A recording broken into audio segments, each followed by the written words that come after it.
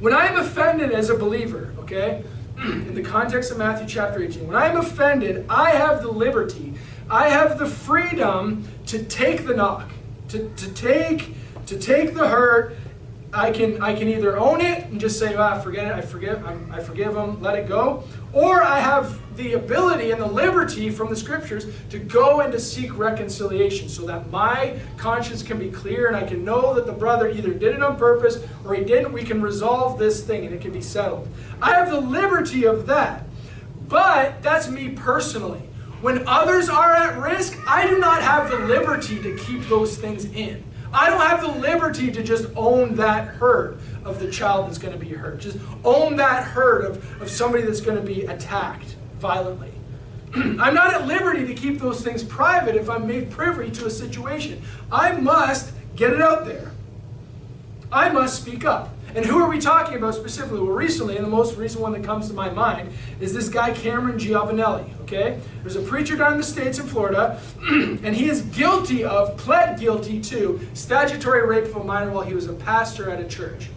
He pled guilty to this. He was facing like 78 years in prison for what he had did, what was verified that he did, and instead of facing that, he pled guilty to the act, and they gave him 90 days in prison.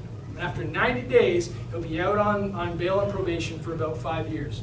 And over that time, when all this was coming to be, there was buddies of his in the old IFB church, big names, Tom and Greg Neal, Bob Gray Sr., Alan DeMelli, and Jack Treber, who were harboring this man along the way, knowing the accusations, knowing that they were verified. They continued to say, oh, be gracious to him, oh, forgive him, all this, all that, defending him tooth and nail. Then when he stands up and admits guilt to the crime, they're still saying, you need to quit picking on the man. Where's your grace for this man? Where's your humility? After they've even asked for money from believers to support him and to help him pay for his lawyers to defend himself.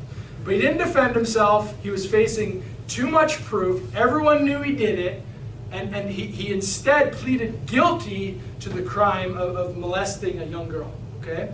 And so when all this happened, people are still to this day, Bob Gray Sr. being one of them, saying, you know what, this is the time where we live and where men are pleading guilty to crimes they didn't commit in order to get the plea bargain. It's just the root of our wicked government. Well, I'm sorry. Okay, if somebody wants to accuse me of tax evasion, if someone wants to accuse me of stealing a car, if someone wants to accuse me of you name it, a big long list of crimes, and they're like 90 days in prison, or 90 years in prison, or 90 days if you just admit guilt to tax evasion. If I didn't do it, I might still say I did. Because for the sake of my family, going to prison for life versus for 90 days is a lot different. I would plead guilty to something dumb like tax evasion. If they cross their T's, dot their I's, and they're like, you owe us a penny, you evaded it, you're guilty, I'd say, fine, I'm guilty. I'd do the time for 90 days and have that guilt upon me. Whatever, that's playing the system. They're saying that this guy did that with molesting children, with being a pedophile. They're saying that he just is using the system. Child pedophilia and molestation is something that I will die and rot in a prison for, not accepting that I was guilty of. Amen. I'm never going to stand before a judge if I didn't do the crime and say, oh yeah, absolutely, I did that just to get a plea bargain. There are certain things, and that is one of them, where I would never admit guilt to something that I didn't do. But they're saying this guy did.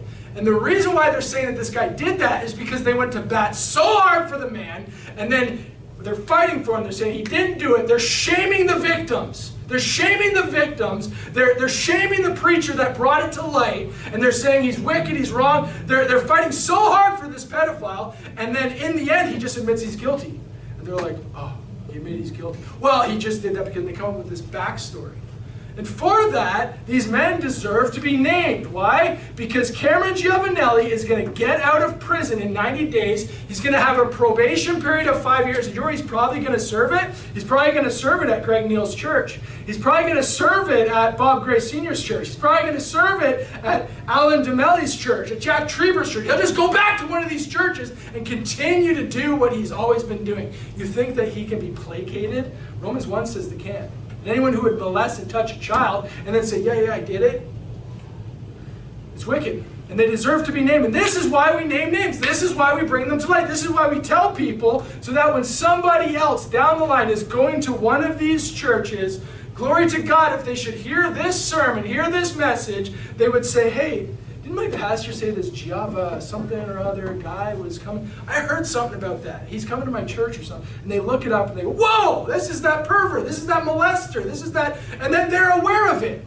The same as the Apostle Paul said, hey, Alexander the coppersmith did me much harm. He's going to do it to you. You also should be aware of this. Okay? He experienced the hurt and he let other people know. He knew something and he let other people know. And this is exactly what you need to do when it comes to naming names. This is why they're brought up in the first place.